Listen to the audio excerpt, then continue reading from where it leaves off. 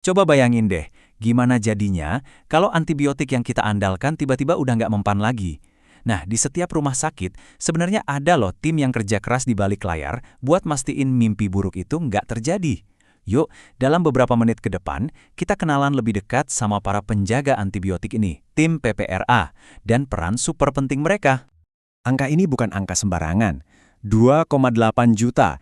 Itu jumlah infeksi akibat kuman yang kebal antibiotik setiap tahunnya, dan itu baru di Amerika Serikat aja. Ini tuh kayak puncak gunung es dari sebuah pandemi sunyi yang diam-diam mengancam kita semua di seluruh dunia.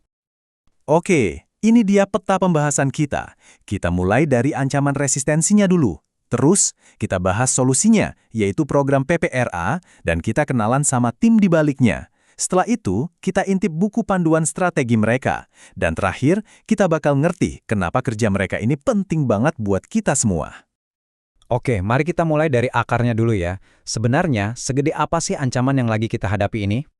Jadi, apa sih sebenarnya resistensi antimikroba atau AMR itu? Gampangnya gini, ini adalah kondisi saat kuman jadi sakti atau kebal. Mereka belajar, beradaptasi, dan akhirnya bisa ngalahin obat yang seharusnya membunuh mereka. Artinya, infeksi yang tadinya gampang diobatin, kayak infeksi saluran kencing, bisa jadi susah banget atau bahkan nggak bisa disembuhin sama sekali. Ngeri kan? Nah, kuman ini jadi makin kebal itu karena beberapa kebiasaan kita juga.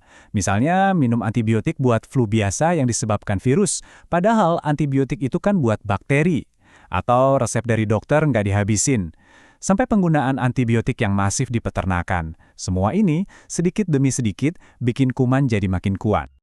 Oke, kita udah paham masalahnya. Terus, solusinya gimana?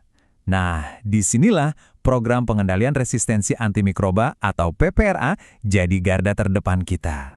PPRA ini bukan sekedar aturan di atas kertas ya.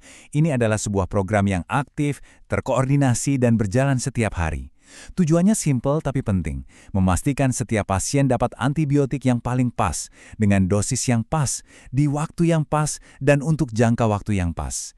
Ini bukan soal melarang, tapi soal menggunakan antibiotik dengan lebih bijak dan cerdas.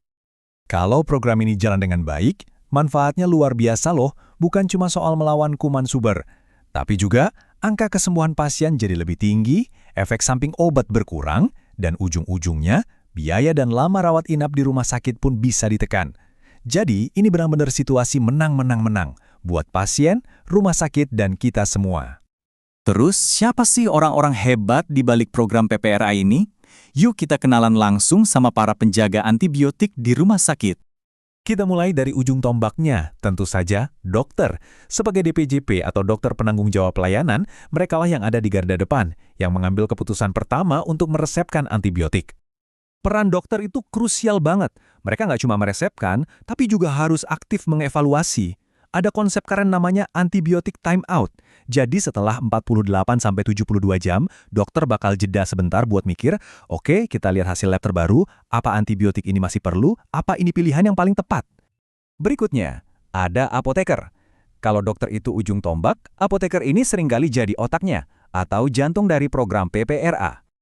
Apoteker itu punya pandangan helikopter. Mereka ngeliatin data penggunaan antibiotik di seluruh rumah sakit.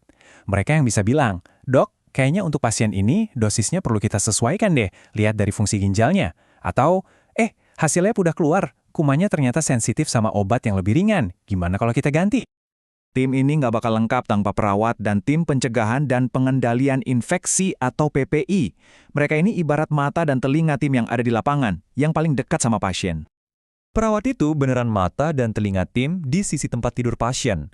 Mereka yang mastiin obatnya masuk tepat waktu, mereka yang memantau kondisi pasien membaik atau enggak, dan yang penting juga, mereka yang pertama kali sadar, wah pasien ini udah bisa makan minum, kondisinya stabil, kayaknya udah bisa ganti dari infus ke obat tablet nih. Itu intervensi yang penting banget. Dan terakhir, ada pahlawan di balik layar yang perannya vital banget, ahli mikrobiologi di laboratorium. Mereka ini adalah tim intelijennya PPRA.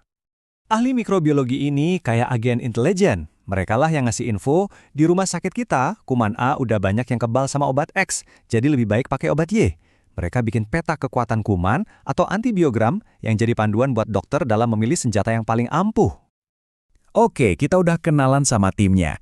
Sekarang, gimana sih cara kerja mereka sehari-hari? Apa aja strategi utama yang mereka pakai?